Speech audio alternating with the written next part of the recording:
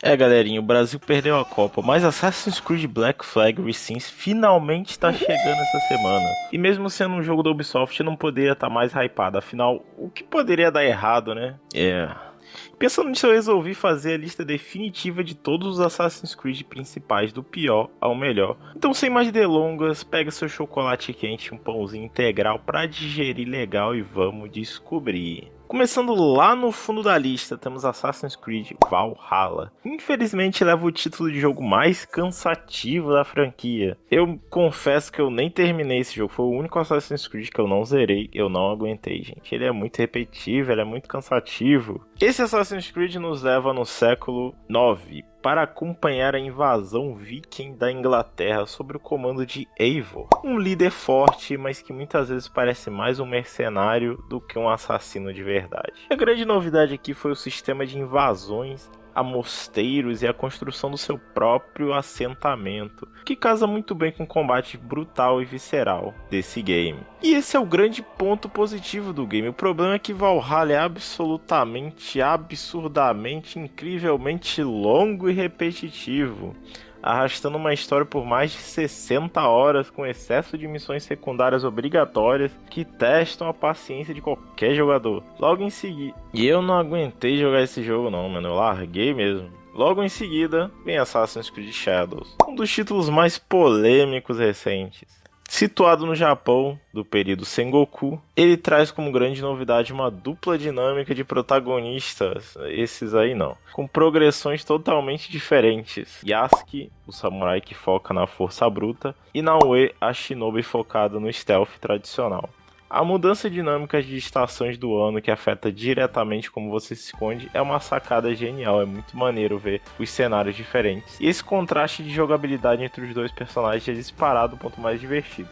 Por outro lado, o tom narrativo dividido em algumas decisões de design dividiram demais a comunidade, fazendo com que o jogo perdesse um pouco daquela magia clássica da franquia. E a história também é muito clichê, é basicamente uma repetição da história do Valhalla. O sistema de gameplay de você ir caçando os alvos até chegar no último alvo é a mesma coisa, e eu não aguento mais isso. Mesma coisa do Odyssey também, mas depois eu falo sobre ele. Mas vou falar sobre ele agora, né? Falando nisso, chegamos então ao Assassin's Creed Odyssey, que passa na Guerra do Peloponeso. O jogo te deixa escolher entre os mercenários Alexos ou Cassandra para explorar a Grécia Antiga. Ele inovou ao trazer escolhas de diálogos que alteram o final e superpoderes mitológicos baseados na lança de Leônidas. Visualmente o jogo é uma obra-prima, é um dos Assassin's Creed mais lindos assim visualmente. Assassin's Creed sempre entrega no visual, né? Mas esse entrega um dos mundos abertos mais deslumbrantes e vivos já feitos na história da indústria. O grande pecado de Odyssey, contudo, é que ele abandonou quase que completamente o conceito do credo e assassinos,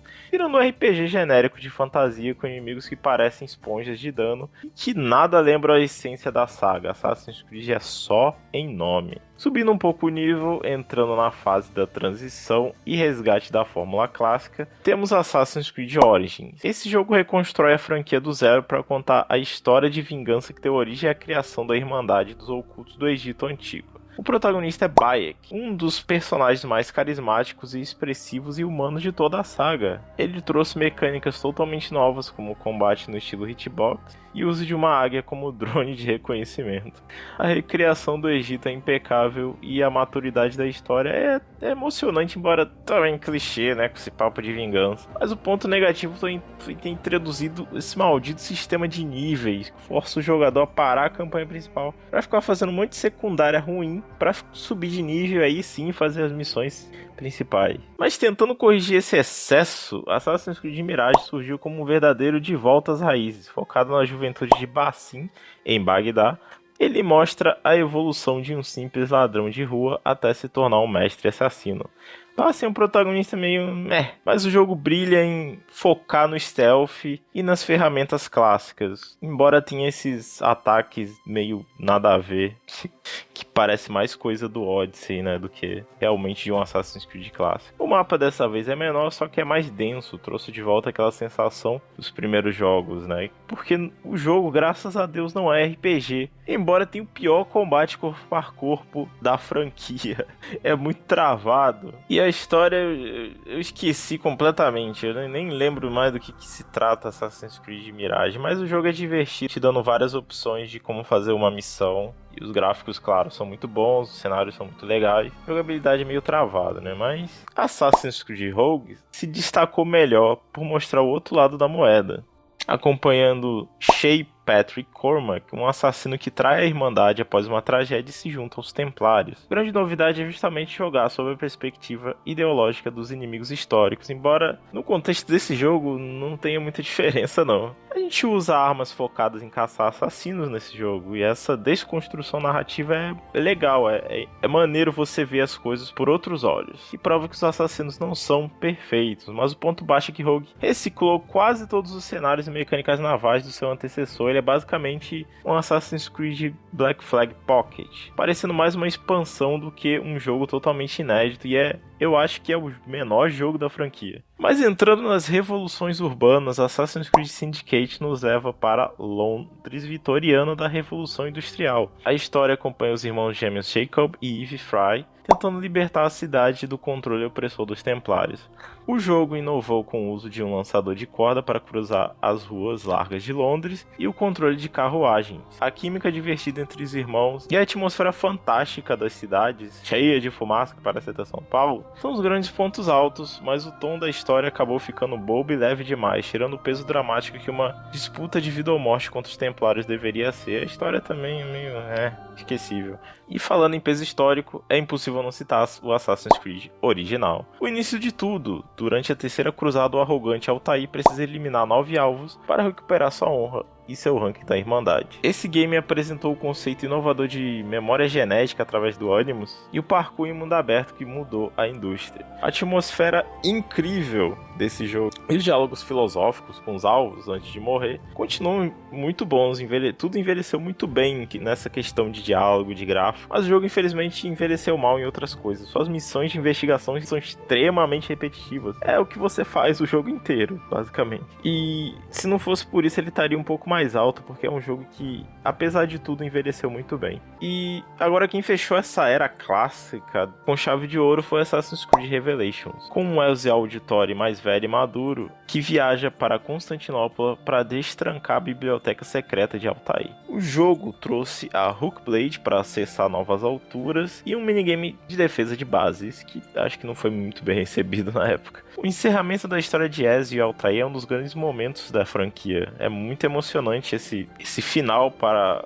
dois dos personagens mais queridos da franquia. E por isso a gente até releva o fato de que a cidade de Constantinopla não é tão legal quanto as cidades da Itália. E que a mecânica de defender esconderijos era bem chata e quebrava o ritmo da jogabilidade. E Assassin's Creed Revelations, eu lembro que na época também acho que foi visto como o primeiro Assassin's Creed a ser realmente bem repetitivo. O pessoal já estava enjoando bastante de Assassin's Creed na época. Mas finalmente chegando ao topo absoluto da franquia, onde estão as verdadeiras obras-primas. Na quinta posição, a gente tem o subestimado Assassin's Creed Unity. O título mais bonito e compreendido de todos, ambientado no caos sangrento da Revolução Francesa, seguimos Arnaud Dorian em uma história de amor e vingança. Unity trouxe missões de assassinato totalmente abertas e um sistema de parkour completamente reformulado. Graficamente e mecanicamente ele é o auge do Assassin's Creed clássico. E Paris em escala real é incrível, a fluidez dos movimentos continua imbatíveis até hoje. O jogo tem o melhor parkour da franquia. O grande problema foi seu lançamento desastroso e cheio de bugs grotescos que destruíram a reputação do jogo na época. Mas é um dos melhores Assassin's Creed e é muito subestimado, todo mundo deveria jogar.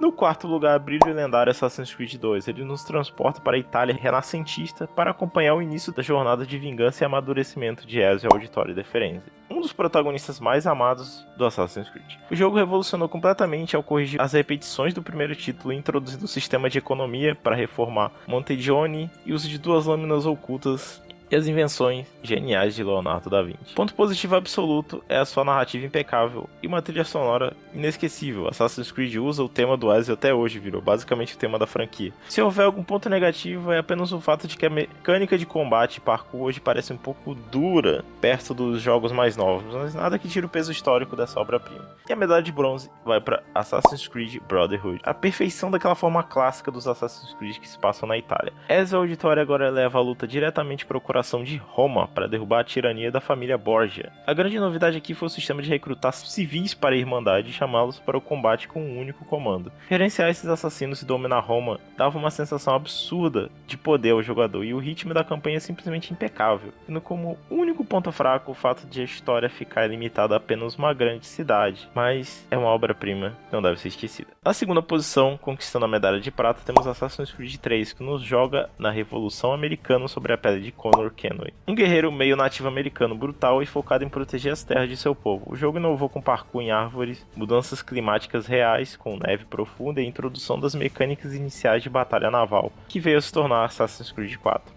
O combate com o machado é o mais visceral da franquia clássica, o Connor realmente bate muito. E a dinâmica da história entre Connor e seu pai templário Reitan é uma das melhores e mais complexas já escritas, pecando apenas por ter um prólogo excessivamente longo que demora demais para engrenar. E o grande campeão do ranking, o rei indiscutível de toda a franquia, é o Assassin's Creed 4 Black Flag. Ambientado na era de ouro da pirataria, controlamos Edward Kenway, um pirata ganancioso e charmoso que passa por uma evolução espetacular de anti-herói a assassino de verdade. O jogo revolucionou com um mundo aberto focado na exploração naval contínua, onde você pula do leme direto para a praia sem tela de carregamento. O equilíbrio perfeito entre a fantasia pirata, as cantorias dos marinheiros e o peso dramático do credo dos assassinos fazem desse jogo uma obra-prima absoluta e insuperável, superando facilmente as chatas missões em terra de espionar alvos, que são bem repetitivas. A gente nem lembra disso. No fim das contas, a Ubisoft já nos entregou altos e baixos, mas o impacto cultural dessa saga é inegável. E pra você, qual é o melhor e o pior jogo da franquia?